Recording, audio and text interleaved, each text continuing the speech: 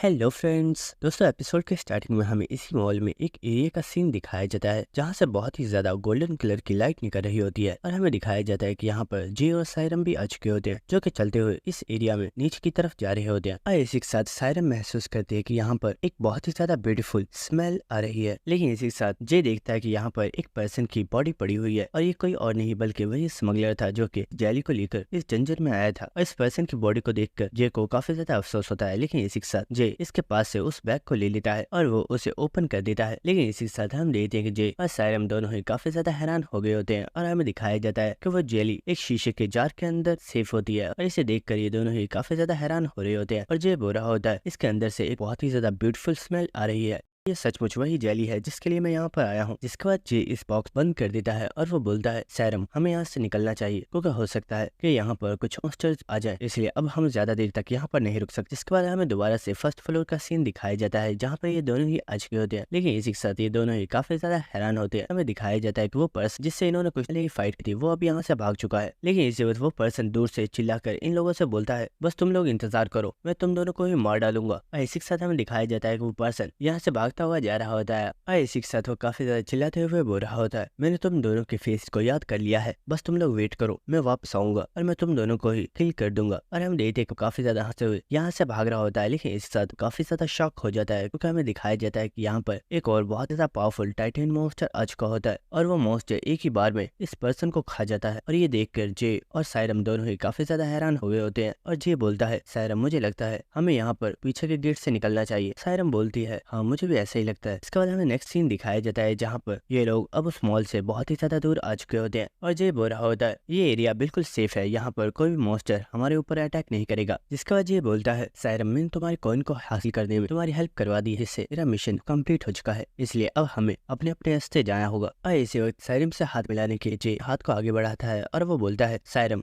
हम दोनों ने ही एक दूसरे की हेल्प की है और तुम्हारे साथ काम करके काफी ज्यादा अच्छा लगा। और हम देखते हैं कि ये सुनकर सायरम भी स्माइल कर रही होती है और वो जे के साथ हाथ मिला लेती है। जिसके बाद जे वहाँ से जा रहा होता है और वो बुरा होता है सायरम जब तुम यहाँ से जाओ तो अपना ख्याल रखना, कोई और मॉन्स्टर तुम्हारे ऊपर अटैक न करे। और हाँ मैं ये चाहूंगा कि हमारी मुलाकात फिर दोबारा कभी भी ना हो। तो अब मैं यहाँ से चलता हूँ। लेकिन इस वक्त सायरम बोलती है आखिर तुम ऐसा क्यों कह रहे हो कि तुम मुझसे दोबारा नहीं मिलना चाहते जबकि मैं तो उससे बहुत जल्दी मिलना चाहती। और ये बात सुनकर जे काफी ज्यादा हैरान हो गया होता है। इसके बाद हमें नेक्स्ट जे के बॉस सीन दिखाया जाता है और इस वक्त हमें दिखाया जाता है कि यहाँ पर जे भी वापस आ चुका होता है और जे की हालत को देखकर वो बॉस बोलता है तुम्हारी हालत तो देखकर लग रहा है तुमने डंजन में काफी ज्यादा एंजॉय किया। तो जे बोलता है बॉस पूछिए मत, आपकी इस जेली के लिए मुझे बहुत ही ज्यादा मुश्किलात का सामना करना पड़ा है। जिसके बाद वो बॉस उस बैग में से उस जेली को निकाल कर देख रहा होता है और वो बोल रहा होता है ये सचमुच एक रॉयल जेली है और ये बहुत ही ज्यादा पावरफुल है, इसलिए मैं ज्यादा टाइम तक इसे अपने पास नहीं रख सकता और मुझे जल्दी से इसे ब्लैक मार्केट में बेचना होगा। लेकिन इसी वक्त वो बॉस देखता है कि जे थोड़ा उदास लग रहा है तो वो बॉस बोलता है जे क्या तुम इसलिए परेशान हो क्योंकि तुमसे फाइटिंग के दौरान वो स्मगलर मारा गया। तो जे बोलता है नहीं बॉस, वो स्मगलर तुमसे फाइटिंग के दौरान नहीं मारा गया था बल्कि हमारी सिचुएशन ही ऐसी थी कि वो पर्सन मर गया। तो वो बॉस बोलता है चलो ठीक है, पर्सन की डेथ जैसे मर्जी हुई हो लेकिन अब तुम्हें उसके बारे में इतना ज्यादा सोचने की जरूरत नहीं। तो ये बोलता है ठीक है बॉस जैसा आप, लेकिन मुझे ये बताइए क्या इस बॉक्स के अंदर जो 2 और थैले मौजूद हैं क्या मैं इन्हें रख सकता हूँ। तो ये बात सुनकर वो बॉस बोलता है वेल मैंने चेक तो नहीं किया है कि इन थैलों के अंदर क्या है, लेकिन मुझे लगता है कि इनके अंदर जरूर कोई कीमती चीज होगी। ठीक है क्योंकि तुम इतना ज्यादा रिस्क उठाकर इस रॉयल जेली को लेकर आए हो, तुम इन थैलों को रख सकते। तो जे भी जाकर उस बैग को उठा लेता है, लेकिन इसी के साथ वो बॉस बोल रहा होता है जे क्या तुम जानते हो ये जो रॉयल जेली है इसे सिर्फ यंग जनरेशन के ऊपर ही यूज किया जा सकता है। तुम्हें इसके बारे में सिर्फ इतना ही पता होगा कि ये जेली एक डेड पर्सन को भी दोबारा जिंदा कर सकती है, लेकिन इस जेली के अंदर एक और बहुत ही ज्यादा इनक्रेडिबल एबिलिटी, और वो एबिलिटी ये है कि जो भी पर्सन इस जेली को यूज करेगा उसका टैलेंट बहुत ही ज्यादा इंक्रीज हो जाएगा और साथ में उस टैलेंट ज्यादा इंक्रीज हो जाएगी। तो ये बात सुनकर जे बोल रहा होता है बॉस इस जेली को कौन सा मैं यूज करने वाला हूँ जो आप इतनी सारी बातें मुझे बता रहे हैं, मुझे लगता है मुझे यहाँ से चलना चाहिए। और इसी के साथ जे यहाँ से चला जाता है। जिसके बाद हमें दिखाया जाता है कि जे जब रास्ते पे चल रहा होता है तो वो सायरन के बारे में सोच रहा होता है और इसी के साथ हमें एक प्रीवियस मेमोरी दिखाई जाती है जहाँ पर जे सायरन से बोलता है आखिर तुम मुझसे क्यों मिलना चाहती हो, कहीं ऐसा तो नहीं कि तुम मेरे अंदर इंटरेस्टेड हो। तो सायरन बोलती है जे मैं तुम्हें एक और ऑफर देना चाहती हूँ, मैं जानती हूँ तुम्हारे पास एक बहुत ही ज्यादा पावरफुल टैलेंट है और अगर तुम अपने ऊपर और भी ज्यादा मेहनत करते हो तुम अपने आप को और भी ज्यादा स्ट्रॉन्ग बना सकते हो, इसलिए मैं चाहती हूँ कि तुम मेरे वॉरियर हाई स्कूल को ज्वाइन करो। तो ये बात सुनकर जे बहुत ही ज्यादा हैरान हो चुका होता है, लेकिन इसी के साथ सायरन बता रही होती है जब भी कोई स्टूडेंट एक डंजन को क्लियर करने के लिए हिस्सा लेता है तो ये मैटर नहीं करता कि वो पर्सन कितना ज्यादा स्किल्ड है, क्योंकि अगर वो पावरफुल मॉन्स्टर से फाइट करके उसे हरा देता है, इसका मतलब ये नहीं है कि वो किसी भी तरह के पावरफुल मॉन्स्टर को हरा सकता है, और इसलिए उसे एक टीम की जरूरत होती है जो कि उसकी हेल्प करे। और तुम्हारी पार्टी में जितने ज्यादा मेंबर्स होते हैं, तुम्हारे लिए अपने मिशन को कंप्लीट करना इतना ही ज्यादा आसान हो जाता है। तो जे बोलता है, सायरम आखिर ये सब चीजें तुम मुझे क्यों बता रही हो? तो सायरम बोलती है, जे हमारे स्कूल के अंदर 2 पॉलिटिकल फैक्शंस हैं, जिनमें वो सभी लोग हैं जो कि बहुत ही ज्यादा पावरफुल है, और इन दोनों ग्रुप्स के जो लीडर है वो बहुत ही ज्यादा पावरफुल है, और उन लोगों की टीम्स पूरे स्कूल की टॉप रैंक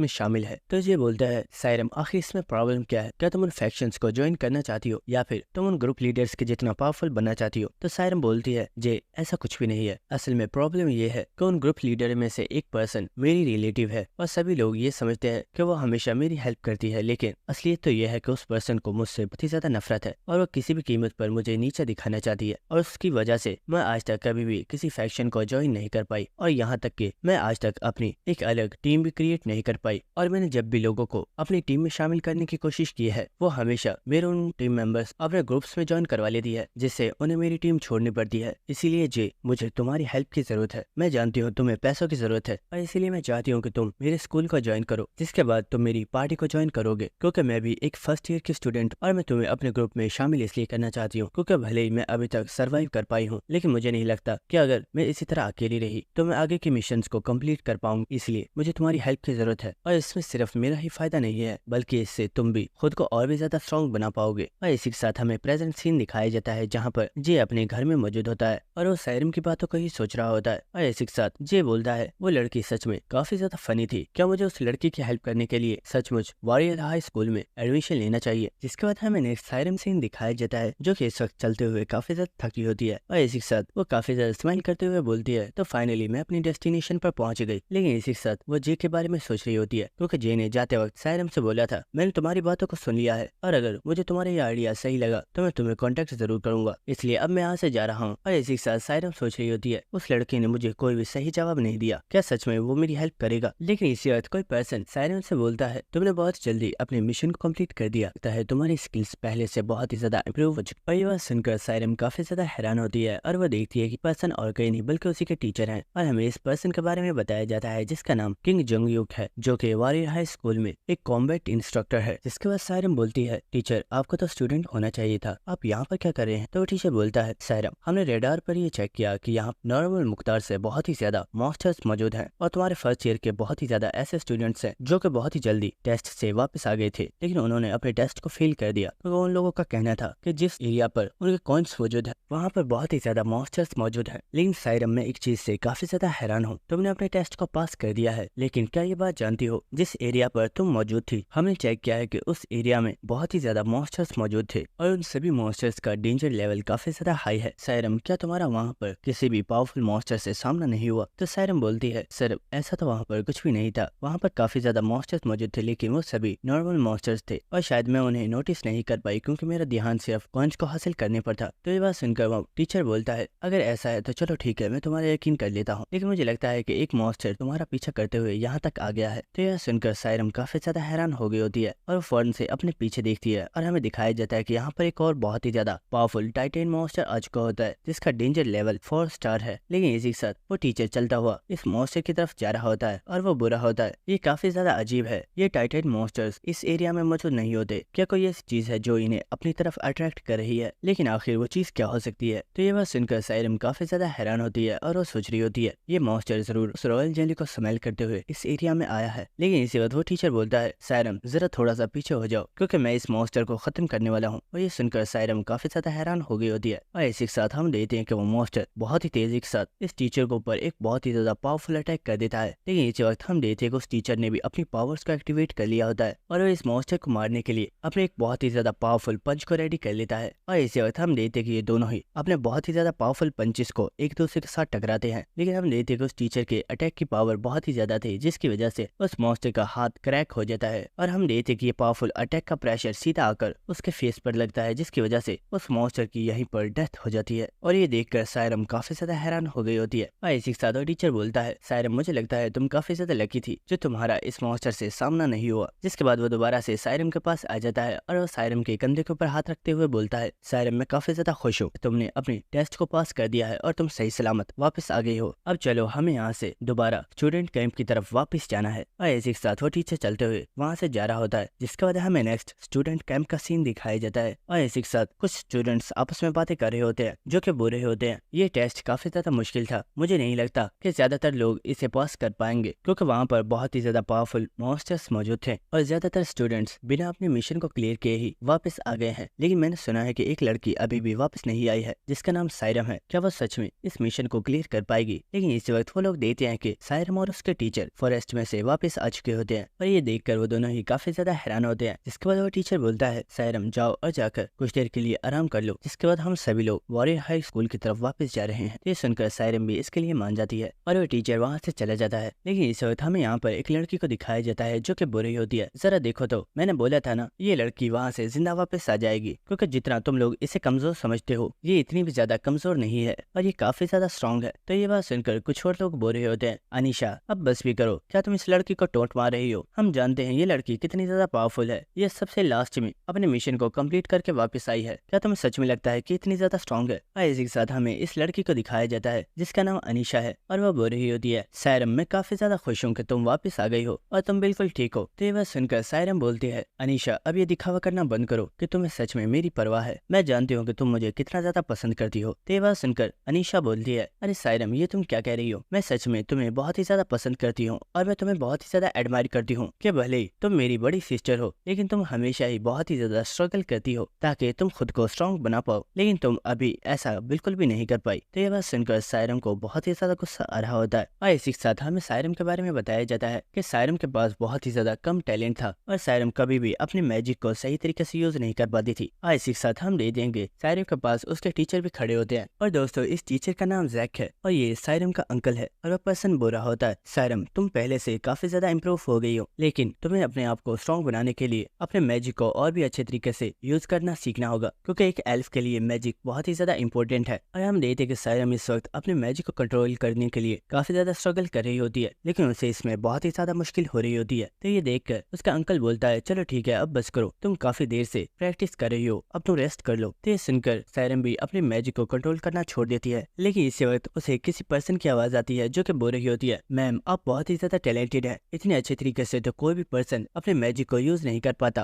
और सायरम देखती है कि ये पर्सन और कोई नहीं बल्कि उसकी कजन है जो कि इस वक्त अपने मैजिक को बहुत ही अच्छे तरीके से यूज कर पा रही है और ये कजन और कोई नहीं बल्कि अनीशा है। और अनीशा को देखते हुए सायरम का अंकल सोच रहा होता है, अनीशा और सायरम दोनों ही कजन्स है, लेकिन अनीशा के पास बहुत ही ज्यादा पावरफुल टैलेंट है और उसने इतनी यंग एज में ही अपने एल्फ ब्लड की पावर्स को एक्टिवेट कर लिया है और वो बहुत ही आसानी से अपने फुल मैजिक को यूज कर पाती है। जिसके बाद वो टीचर सायरम से बोलता है, तुम्हारी कजन काफी ज्यादा टैलेंटेड है, इसलिए मैं चाहता हूँ कि तुम भी अपने आप को जल्दी से स्ट्रॉन्ग बना लो, क्योंकि अगर तुम अनीशा से पीछे रह गई तो मुझे डर है कि लोग तुम्हें अनीशा के साथ कंपेयर करना स्टार्ट कर देंगे और जब तक अनीशा को सरपास करना तुम्हारे लिए बहुत ही ज्यादा मुश्किल हो जाएगा। और इसी के साथ हमें प्रेजेंट सीन दिखाया जाता है जहाँ पर अनीशा सायरम से बोल रही होती है, सिस्टर मैं ये बात बिल्कुल भी समझ नहीं पा रही हूँ कि आखिर लोग तुम्हारी पार्टी में ज्वाइन क्यों नहीं होते। अगर तुम्हारे साथ भी कुछ टीम मेंबर्स हो तो तुम भी बहुत आसानी से अपने तमाम मिशंस को ही कंप्लीट कर सकती हो, जबकि मैं ये भी जानती हूँ कि तुम काफी ज्यादा टैलेंटेड हो और तुम्हारी स्किल्स पहले से भी बहुत ही ज्यादा इम्प्रूव हो गई हैं, तो आखिर लोग तुम्हारी पार्टी को ज्वाइन क्यों नहीं करना चाहते। तो ये बात सुनकर सायरम बोलती है, अगर ऐसी ही बात है तो क्यों ना तुम ही मेरी पार्टी को ज्वाइन कर लो। तो ये बात सुनकर अनीशा बोलती है, अरे सिस्टर ये तुम क्या कह रही हो, मैं ऐसा कैसे कर सकती हूँ, आप जानती हो मैं एक सेक्शन की लीडर हूँ और मुझे अपनी टीम मेंबर्स को गाइड भी करना होता है और इसका एक और रीजन भी है, मुझे लगता है कि अगर मैं तुम्हारी टीम को ज्वाइन करती हूँ तो मैं तुम्हारे ऊपर एक बहुत ही बड़ा बर्डन बन जाऊंगी और मैं ऐसा कैसे कर सकती हूँ, और इसलिए मैं ये सोचती हूँ कि मुझे अपना बोझ खुद ही उठाना चाहिए और मुझे किसी भी पर्सन के ऊपर बर्डन नहीं बनना चाहिए। और तुम फिक्र मत करो, मैं जानती हूँ तुमने जरूर अपने इस टेस्ट को फेल कर दिया होगा, लेकिन बहुत ही जल्द रीटेस्ट लिया जाएगा क्योंकि इस बार बहुत ही ज्यादा स्टूडेंट्स ने अपने टेस्ट को फेल कर दिया है और तुम दोबारा से अपना रीटेस्ट देकर पास हो सकती हो। लेकिन इस वक्त सायरम अनीशा के काफी ज्यादा करीब आ गई होती है और वो बोलती है, मेरी बहना तुम्हें इतनी ज्यादा फिक्र करने की जरूरत नहीं है क्योंकि मैंने अपने टेस्ट को पास कर लिया है। और इसी के साथ सायरम वहाँ से जा रही होती है। तो जाते हुए अनीशा सायरम से बोलती है, सिस्टर आखिर तुम इतना ज्यादा स्ट्रगल क्यों कर रही हो, तुम्हें अपने आप को इतना ज्यादा पुश करने की जरूरत नहीं है क्योंकि ये बात सभी जानते हैं कि विरासत में कंपनी तुम्हें ही मिलने वाली है, इसलिए आखिर तुम अपने आप को इतना पुश क्यों कर रही हो, फिक्र मत करो मैं तुमसे कंपनी को नहीं छीनने वाली हूँ। तो ये बात सुनकर सायरम को काफी ज्यादा गुस्सा आ रहा होता है, लेकिन इसी के साथ अनीशा वहाँ से जाते हुए सोच रही होती है, बेवकूफ क्या तुम्हें सच में लगता है कि अगर तुम ऐसे स्ट्रगल करती रहोगी तो तुम कभी मुझे सरपास कर सकती हो। जिसके बाद हमें नेक्स्ट एक हॉस्पिटल का सीन दिखाया जाता है और इसी वक्त हम देखते हैं कि जे बहुत ही ज्यादा घबराए हुआ एक रूम के अंदर एंटर होता है और इसी के साथ वो चिल्लाकर बोलता है, डॉक्टर क्या मेरे फादर ठीक है? आपने कहा एक इमरजेंसी है, वो ठीक तो है ना? और हम देखते हैं कि यहाँ पर डॉक्टर भी मौजूद होते हैं और वो बोलते हैं, मिस्टर जे आपने अच्छा किया, आप जल्दी यहाँ पर आ गए, हमें आपके फादर के बारे में आपसे कुछ डिस्कशन करनी है। जिसके बाद हमें नेक्स्ट डॉक्टर के कैबिन का सीन दिखाया जाता है जहाँ पर वो डॉक्टर जे से बोल रहा होता है, जे आप ये बात जानते हो कि आपके फादर को जो डिसीज है वो इस पूरे वर्ल्ड में किसी भी पर्सन को नहीं है और इस डिसीज का क्योर तलाश करना बहुत ही ज्यादा मुश्किल है, बल्कि ये कहना गलत नहीं होगा कि ये बिल्कुल इम्पॉसिबल है और आपके फादर की इस डिसीज को खत्म नहीं किया जा सकता। तो ये बात सुनकर जे बोल रहा होता है, डॉक्टर मैं ये बात जानता हूँ, इसलिए मैं सिर्फ ये चाहता हूँ कि आप मेरे फादर के लिए कोई एक ऐसा क्योर बना दीजिए जिससे उनके बॉडी के अंदर मौजूद पॉइजन को कुछ टाइम के लिए सप्रेस किया जा सके। तो ये बात सुनकर वो डॉक्टर बुरा होता है, मिस्टर जे आपके कहने पर हमने काफी ज्यादा रिसर्च की है और हमें इस चीज के बारे में पता चला है कि एक मॉन्स्टर जिसका नाम स्काई टाइगर है, उस मॉन्स्टर के मिल्क को यूज करके एक पोशन रेडी किया जा सकता है जिसके जरिए आपके फादर के पॉइजन को सप्रेस किया जा सकता है। तो ये बात सुनकर जे काफी ज्यादा हैरान हो गया होता है और वो बोलता है, सर अगर आपको इस पोशन के बारे में पता है तो आप मुझे ये बताया क्यों नहीं? आपको जितने भी पैसे चाहिए मैं वो देने के लिए तैयार हूँ, आप बस उस पोशन को मेरे फादर के ऊपर इस्तेमाल कीजिए। तो ये बात सुनकर वो डॉक्टर बोलता है, सर ये प्रॉब्लम नहीं है, प्रॉब्लम ये है कि उस पोशन को बहुत ही ज्यादा हंटर्स अपनी बॉडी की पावर्स को इनहेंस करने के लिए यूज करते हैं और कोई भी नॉर्मल पर्सन उस पोशन को बाय नहीं कर सकता, यहाँ तक कि हम डॉक्टर्स भी उस पोशन को बाय नहीं कर सकते। तो ये बात सुनकर जे काफी ज्यादा गुस्से में आ जाता है और वो बोलता है, डॉक्टर अभी आपने बोला कि हंटर्स उस पोशन को यूज करते हैं, तो आखिर आप उसे मेरे फादर को बचाने के लिए बाय क्यों नहीं कर सकते? तो ये बात सुनकर वो डॉक्टर बोलता है, सर प्लीज मेरी बात को समझिए, वो पोशन बहुत ही ज्यादा रेयर है, इसलिए अगर कोई हंटर उस पोशन को बाय भी करता है तो वो बहुत ही कम लिमिट में इस पोशन को बाय कर सकता है, लेकिन आपके फादर के पॉइजन को सप्रेस करने के लिए हमें वो पोशन बहुत ही ज्यादा मिकदार में चाहिए, यानी कि आप ऐसा समझ सकते हैं कि हमें टोटल 10 पोशन जितना मटेरियल चाहिए, तभी आपके फादर के पॉइजन को सप्रेस किया जा सकता है। तो ये बात सुनकर जे काफी ज्यादा हैरान हो गया होता है और वो डॉक्टर से बोलता है, डॉक्टर आप फिक्र मत कीजिए, मैं किसी भी तरीके से उस पोशन को हासिल करके आप तक पहुंचा दूंगा, क्योंकि मुझे किसी भी कीमत पर अपने फादर को सेव करना है। जिसके बाद हमें नेक्स्ट सीन दिखाया जाता है जहाँ पर जे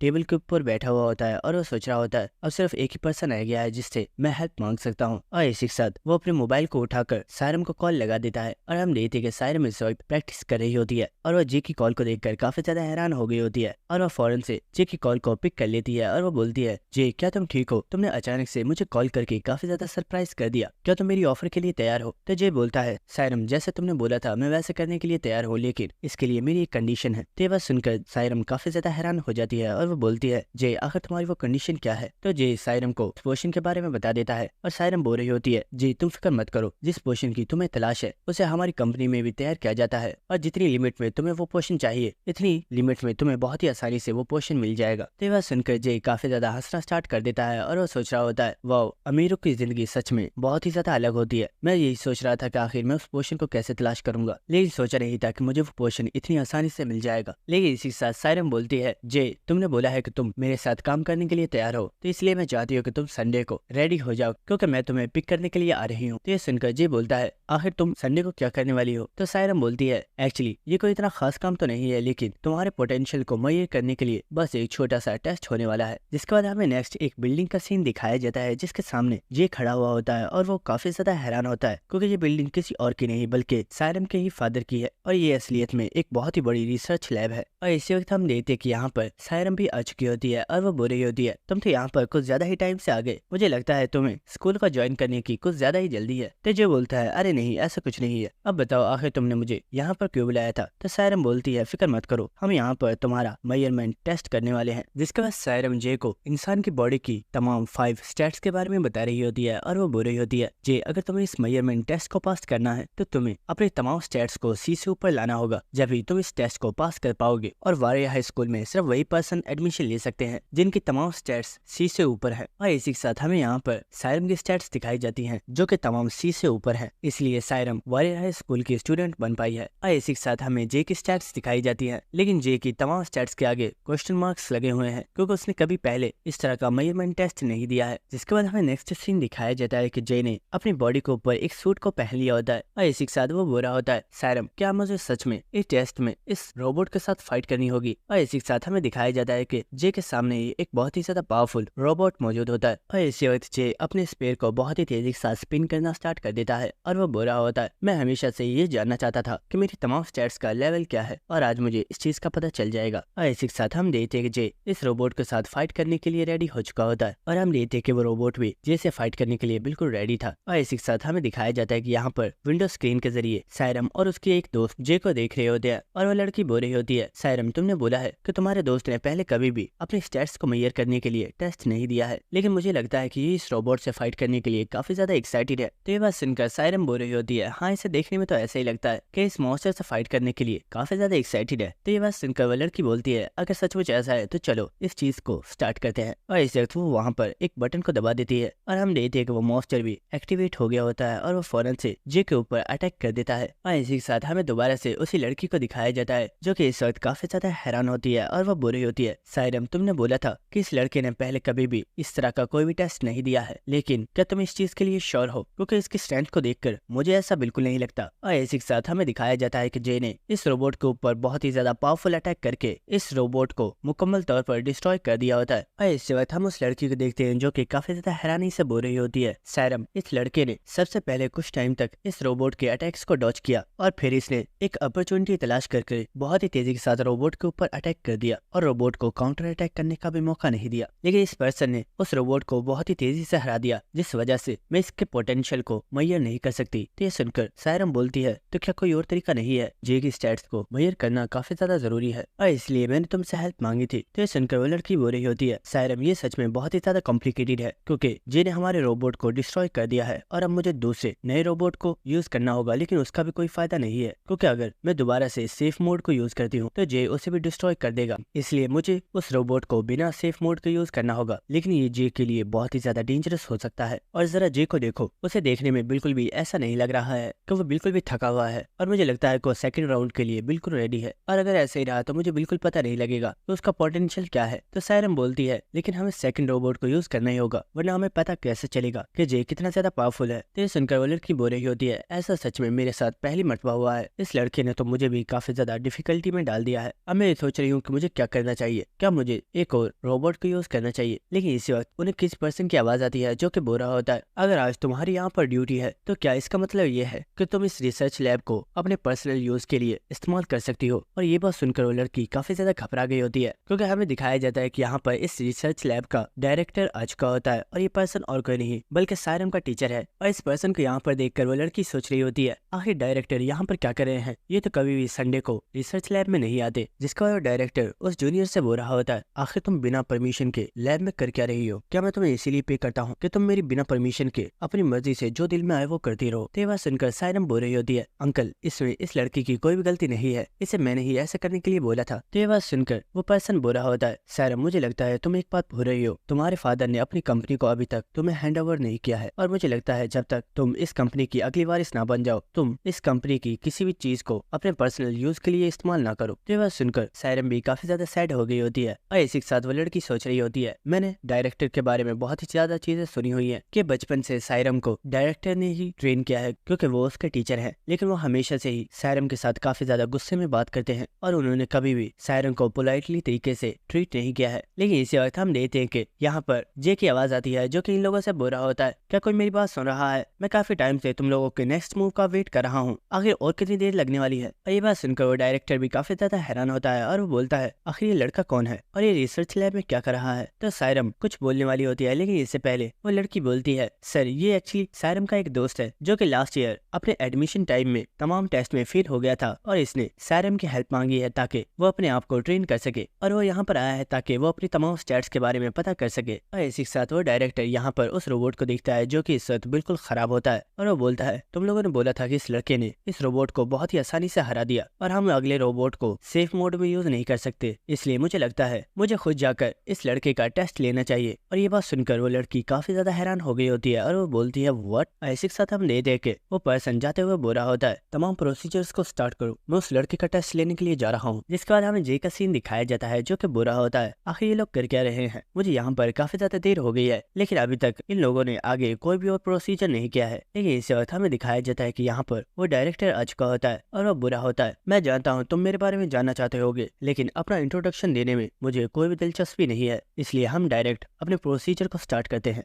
इस पर्सन को यहाँ पर देखकर जी सोच रहा होता है, आखिर ये पर्सन है कौन? कौन? क्या ये यहाँ पर मेरी स्किल्स को टेस्ट करने के लिए आया है? लेकिन मुझे इस पर्सन की बॉडी में से बहुत ही ज्यादा पावरफुल और खतरनाक ऑरा महसूस हो रहा है और मुझे ऐसा लग रहा है कि इस पर्सन को मेरे ऊपर बहुत ही ज्यादा गुस्सा आ रहा है, जैसे कि ये मुझे यहीं पर मार डालेगा। आखिर ये मॉन्स्टर है कौन? और इसी के साथ हम देखते हैं कि वो डायरेक्टर फाइट के लिए रेडी हो गया होता है और वो बोलता है, लड़के तुम्हें मेरी सेफ्टी की परवाह करने की जरूरत नहीं है, बस अपनी पूरी स्ट्रेंथ के साथ मेरे ऊपर अटैक करो। तो ये बात सुनकर जे भी फाइट के लिए रेडी हो गया होता है और इसी वक्त हम जे को देखते हैं जो कि अपनी पूरी स्ट्रेंथ के साथ उस डायरेक्टर के ऊपर अटैक करने के लिए आगे बढ़ जाता है और हम देखते हैं कि वो बहुत ही तेजी के साथ उस पर्सन के ऊपर अटैक करने के लिए आ रहा होता है। और इसी के साथ हमें इस डायरेक्टर के बारे में बताया जाता है कि ये डायरेक्टर कोरिया के सबसे ज्यादा स्ट्रॉन्गेस्ट हंटर में 7th रैंकिंग पर है और ये एक व्हाइट क्लास हंटर है। और इसी वक्त हम देखते हैं कि जे उस डायरेक्टर के ऊपर एक बहुत ही ज्यादा पावरफुल अटैक कर देता है, लेकिन वो डायरेक्टर सिर्फ अपने हाथ से इस अटैक को रोक रहा होता है और ये देखकर जे काफी ज्यादा हैरान होता है क्योंकि वो देखता है कि उस पर्सन ने बहुत ही आसानी से जे के स्पेयर को पकड़ लिया होता है। और इसी वक्त वो डायरेक्टर जे के पेट में एक बहुत ही जोरदार किक मारकर उसे इस जगह से बहुत ही ज्यादा दूर फेंक देता है, जिसकी वजह से वहां पर एक काफी बड़ा धमाका हुआ होता है और हम देखते हैं कि इस अटैक की वजह से जे की हालत काफी ज्यादा खराब हो गई होती है। लेकिन इसी के साथ वो डायरेक्टर बोल रहा होता है, मैं सच में ये समझ नहीं पाया कि आखिर तुमने मेरे ऊपर इतना ज्यादा सिंपल अटैक क्यों किया है। क्या तुम्हें सच में ऐसा लग रहा है कि ये कोई सिंपल फाइट होने वाली है? लेकिन हम देखते हैं कि जे दोबारा से फाइट करने के लिए रेडी हो गया होता है और जिनका स्पेयर जो कि उस पर्सन के पास पड़ा हुआ होता है वो उसे अपने पैर के साथ उठा लेता है और वो बुरा होता है, तुमने तो अपने वेपन को भी गिरा दिया, क्या तुम्हें सच में लगता है कि बिना वेपन के तुम मेरे साथ फाइट करने के काबिल हो? और इसी वक्त वो उस वेपन को जे की तरफ थ्रो कर देता है जिसे जे ने भी कैच कर लिया होता है। और इसी के साथ हम देखते हैं कि वो डायरेक्टर एक बार दोबारा से फाइट करने के लिए रेडी हो गया होता है और वो बोलता है, बच्चे अगर तुम सच में एक हंटर बनना चाहते हो तो मुझे दिखाओ कि तुम्हारे अंदर कितनी ज्यादा काबिलियत है, वरना एक हंटर बनने के बारे में भूल जाओ क्योंकि मुझे नहीं लगता कि तुम इस काबिल हो कि तुम एक हंटर बन सकते हो। और इसी के साथ हम देखते हैं कि जे भी फाइट के लिए रेडी हो गया होता है और वो बोलता है, मैं समझ नहीं पाया आखिर क्यों, लेकिन मुझे ऐसा लग रहा है कि तुम अपना गुस्सा मेरे ऊपर उतारे हो और इसलिए मुझे लगता है कि अब मुझे तुम्हें कमजोर समझने की गलती नहीं करनी चाहिए, इसलिए अब मैं अपनी पूरी स्ट्रेंथ के साथ तुम्हारे ऊपर अटैक करूंगा। ऐसे वक्त हम देखते हैं कि जे बहुत ही तेजी के साथ उस डायरेक्टर के ऊपर अटैक करने के लिए आगे बढ़ गया होता है और ये देखकर वो डायरेक्टर सोच रहा होता है, ये लड़का मेरे ऊपर दोबारा से पहले की जैसे बिल्कुल सिंपल अटैक करने के लिए आ रहा है। लेकिन इसी वक्त हम देखते हैं जे वहीं पर रुक गया होता है और इसी वक्त वो अपने स्पेयर में से 2 एरो जैसी एनर्जी को शूट करता है और ये देखकर वो डायरेक्टर भी काफी ज्यादा हैरान हो जाता है, लेकिन वो बहुत ही आसानी से इन एनर्जीज को डॉच कर लेता है। तो ये देखकर जे बोल रहा होता है, मैं जानता हूँ तुम अभी तक मुझसे सेटिस्फाई नहीं हुए हो, इसलिए मुझे तुम्हें अपनी पूरी पावर दिखानी होगी। और इसी वक्त जे अपनी पूरी स्ट्रेंथ के साथ अपने स्पेयर के ऊपर अपनी एनर्जी को इकट्ठा करता है और हम देखते कि